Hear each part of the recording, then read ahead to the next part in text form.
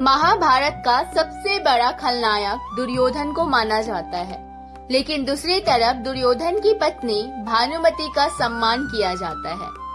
क्या आप जानते हैं कि दुर्योधन की पत्नी ने अर्जुन से शादी की थी? अर्जुन से शादी के बाद भानुमति पर बनी कहावत आज कलयुग में भी कही जाती है।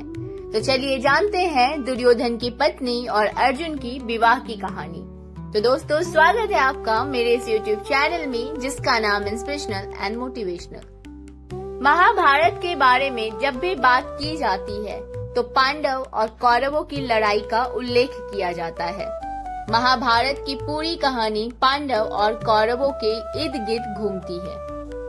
वहीं कौरव में भी दुर्योधन सबसे ज्यादा प्रसिद्ध है। विशेषकर द्रौपदी चीरहरण में दुशासन के साथ दुर्योधन को भी सबसे बड़ा खलनायक माना जाता है। लेकिन क्या आप जानते हैं कि दुर्योधन के अलावा उनकी पत्नी भानुमति को भी महाभारत का एक प्रमुख चरित्र माना जाता है। भानुमति ने दुर्योधन के साथ ही नहीं बल्कि अर्जुन के साथ भी विवाह किया था। दुर्योधन की पत्नी भानुमति कंबोज के राजा चंद्रवर्मा की पुत्री थी।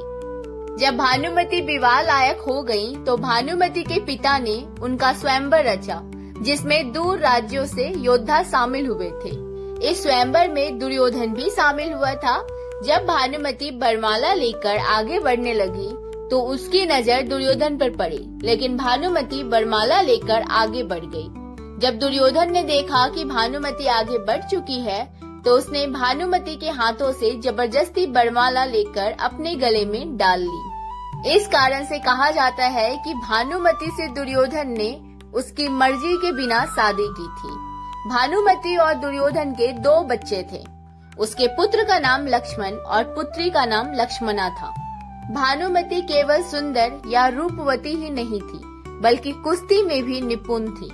भानुमति कुश्ती के दांव पेच में दुर्योधन तक को परास्त कर देती थी। इसका कारण ये था कि भानुमति के पास ऐसी कुश्ती करने की ऐसी तकनीक थी जिससे बड़े से बड़े योद्धा भी हार मान जाते थे।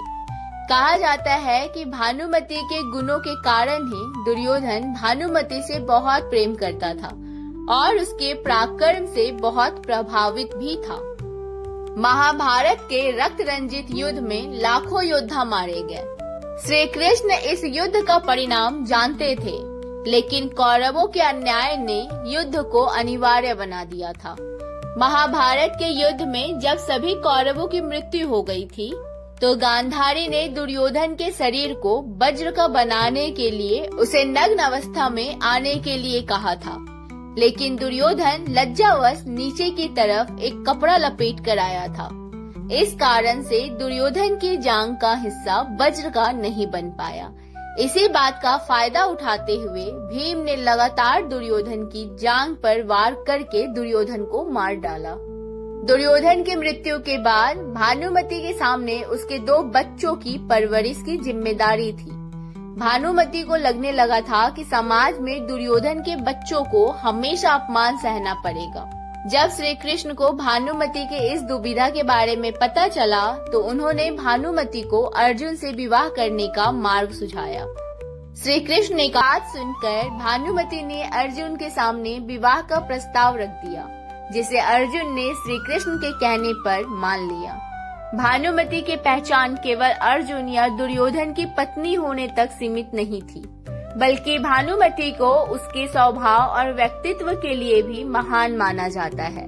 सबसे पहली बात तो ये कही जाती है कि भानुमति ने खुद दुर्योधन को नहीं चुना था, बल्कि दुर्योधन ने जबरदस्ती भानुमति से विवाह किया, इसलिए उसके चुनाव पर सवाल नहीं उठाया जा सकता। दूसरी बात ये है कि भानुमति को दूरदर्शी महिला माना जाता है, जिसने कौरव और पांडव वंश के बीच युद्ध की संभावना को हमेशा के लिए खत्म कर दिया था, क्योंकि अर्जुन से विवाह करने के बाद कौरवों का नाम भी पांडव से जुड़ गया था। भानुमति के विवाह के बाद ही ये मुहावरा लोकप्रिय हुआ कि कहीं की ईंट कहीं का रोड़ा, भानुमति ने कुनवा जोड़ा। तो दोस्तों, आज हमने जाना महाभारत के उस अद्भुत मोड़ के बारे में जब दुर्योधन की मृत्यु के बाद उनकी पत्नी भानुमति ने एक ऐसा निर्णय लिया जिसने इतिहास बदल दिया। ये एक ऐसा विवाह था जिसने युद्ध की राख से शांति की नींव रखी। आज के लिए बस दोस्तों इतना ही। आपको स्टोरी कैसे लगी मुझे कमेंट बॉक्स में लिख के बताइएगा। और जाते जाते एक छोटी सी रिक्वेस्ट करती जा रही हूँ आप लोगों से कि मेरे चैनल को सब्सक्राइब कर लीजिए। इस वीडियो को ज्यादा से ज्यादा शेयर करिए, लाइक करिए। बहुत जल्दी मिलेंगे अगले एक नई वीडियो में।